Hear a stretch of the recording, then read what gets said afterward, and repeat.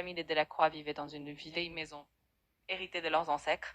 En hiver, une tempête de neige sans précédent s'abattit sur la région, isolant le village du reste du monde.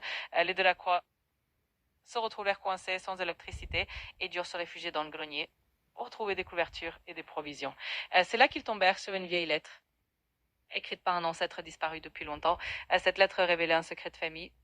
Cet ancêtre avait sauvé un village voisin d'un incendie, mais avait disparu dans les montagnes. En suivant les indications des lettres, la famille découvrit un passage secret, menant à une grotte cachée.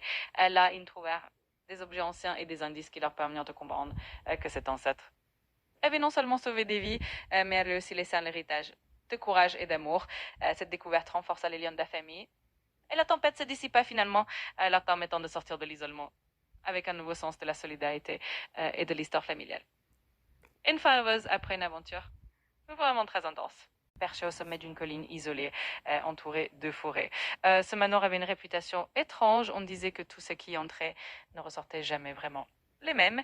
Un jour, un voyageur curieux décida de s'y aventurer armé sa lampe torche et de son courage.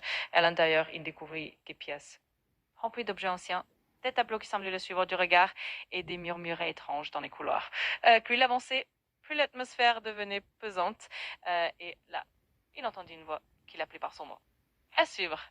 Si tu veux la suite, je continue. Le voyageur, tout à la fois intrigué et effrayé, se retourna lentement vers la source de la voix, mais il ne vit rien. Il décida de continuer son exploration, mais chaque pas semblait résonner plus fort dans le silence pesant. Il arriva dans une pièce où se trouvait un vieux miroir recouvert de poussière. En s'en approchant, il aperçut une silhouette derrière lui dans le reflet. Il se retourna brusquement, mais il n'y avait personne. La tension monta d'un cran et il comprit qu'il n'était pas seul. À suivre. Si tu veux connaître la suite, je continue l'histoire.